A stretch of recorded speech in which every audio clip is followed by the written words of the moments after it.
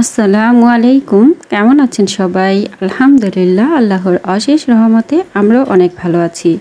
আর এই মুহূর্তে কাছে কিংবা দূরে, দেশ এবং দেশের বাহিরে যে যেখান থেকে আমার এই ভিডিওটি দেখছেন কিংবা দেখছেন না, সবার জন্য রইল অনেক অনেক দোয়া।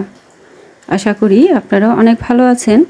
তো আরও একটি নতুন ভিডিও নিয়ে আপনাদের মাঝে চলে আসলাম। আশা করি আপনাদের কাছে ভালো লাগবে। আর আজকে আমি রান্না করে নিব গরুর মাংসের শাহী কোরমা। তো আশা করি আপনাদের কাছে ভালো লাগবে।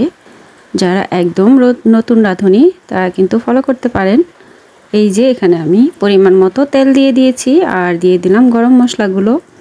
তো একটু হালকা করে ভেজে নিব। তো এখানে আমি কয়েকটি এলাচ, দারচিনি আর তেজপাতা দিয়ে দিয়েছি। তারপর হালকা করে ভেজে তারপর এখানে দিয়ে দিব পেঁয়াজ কুচি।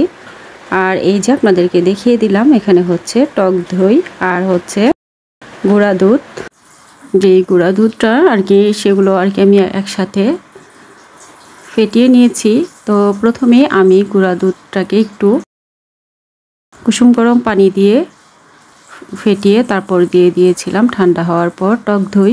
আর এগুলো একসাথে মিক্সড করে ভালো করে তারপর আমি রেখে দিয়েছি।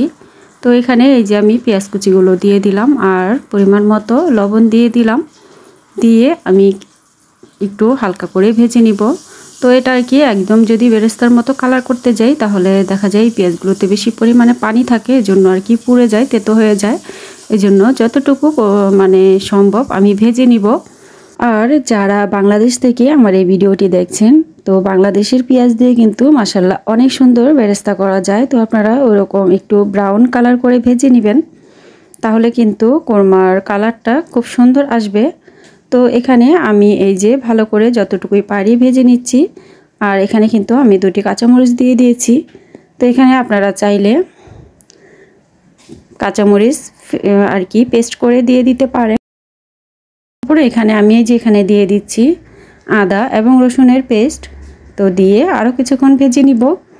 তো আদা এবং রসুনের পেস্টটা দিয়ে যদি কিছুক্ষণ ভেজে নেওয়া যায় তাহলে কিন্তু খুব সুন্দর একটি স্মেল আসে, খেতেও ভালো লাগে। আর এই যে দেখেন পেঁয়াজের কালারটা কিন্তু খুবই সুন্দর এসেছে। তো তারপর এখানে আমি এই যে ধনিয়ার গুঁড়া, জিরার গুঁড়া দিয়ে দিব। তারপর এখানে আমি কিন্তু কাঁচামরিচের পেস্টটা দিব না, তো আমি একটু মরিচের গুঁড়া দিয়ে দিব, মরিচের গুঁড়াটা। তো দিয়ে তারপর আমি কিছুক্ষণ হালকা করে একটু ভেজে নিয়ে পরিমাণ মতো পানি দিয়ে আমি কষিয়ে নিব।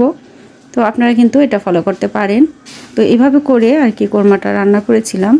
তো খুব মজা হয় কিন্তু মাশাআল্লাহ। তো এ পর্যায়ে এই যে আমি দিয়ে দিব পানি। আর পানিটা দিয়ে কিছুক্ষণ আমি ভালো করে কষিয়ে নিব, যতক্ষণ পর্যন্ত না কষানো হতে হতে তেলটা উপরে ভেসে না আসে ততক্ষণ পর্যন্ত আমি কষিয়ে নিব।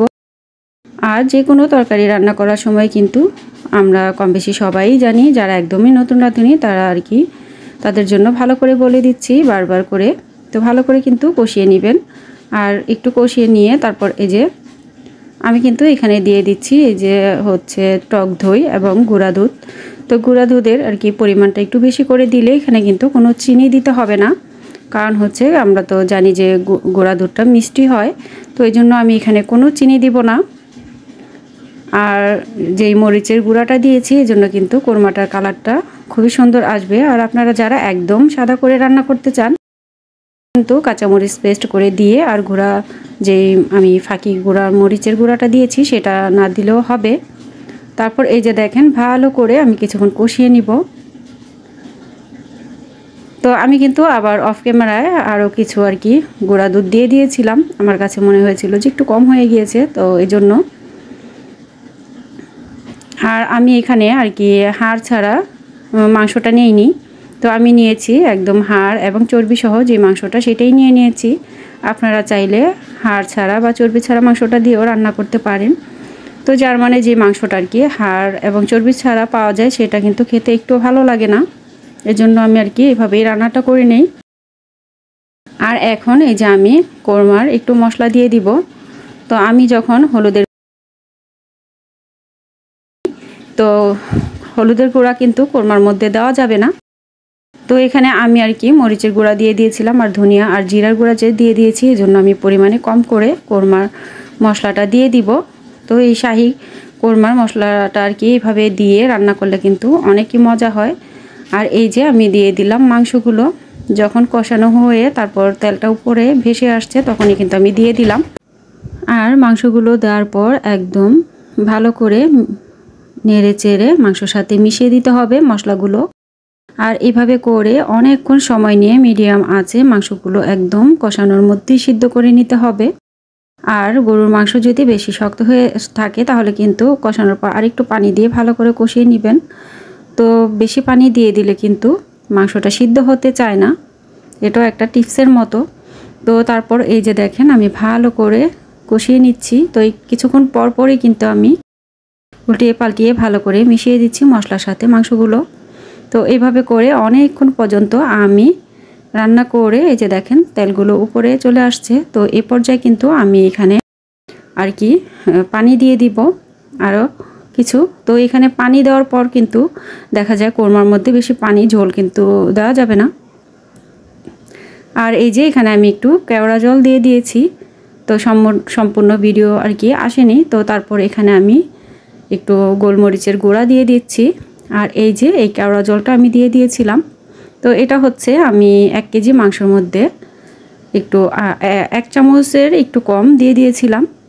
আর এটা কিন্তু একদমই মিস করা যাবে না। যদি শাহি গরুর মাংসের স্বাদটা পেতে চান তাহলে কিন্তু কেওড়া জলটা অবশ্যই দিতে হবে। আর এই কেওড়া জলটা দেওয়ার পরে কিন্তু টেস্টটা অনেকই বেড়ে যায়। মাশাআল্লাহ খেতে কিন্তু অনেক টেস্ট হয় আর হয়েছিল।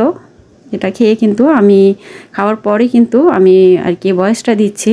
তো মাশাআল্লাহ সবাই কিন্তু বাসার সবাই অনেক পছন্দ করেছে। তো এভাবে আপনারা একবার হলো ট্রাই করে দেখতে পারেন। আর এই যে দেখেন মাশাআল্লাহ কালারটা কিন্তু খুব সুন্দর চলে আসছে। তো এভাবে করে আমি হচ্ছে একদম পানিটা শুকিয়ে নিব। আর ছিটে আসবে এই পর্যায়ে আপনারা ঢাকা দিয়ে রেখে রেখে মাংসটা আর কি ভালো করে রান্না করে নেবেন। আর কোরমার মধ্যে আমি তো আগেই বলেছি যে দেওয়া যাবে না, বেশি পানি রাখা যাবে না, ঝোল রাখা যাবে না। তো এই যে দেখেন মাখা মাখা অলরেডি কিন্তু হয়ে গিয়েছে।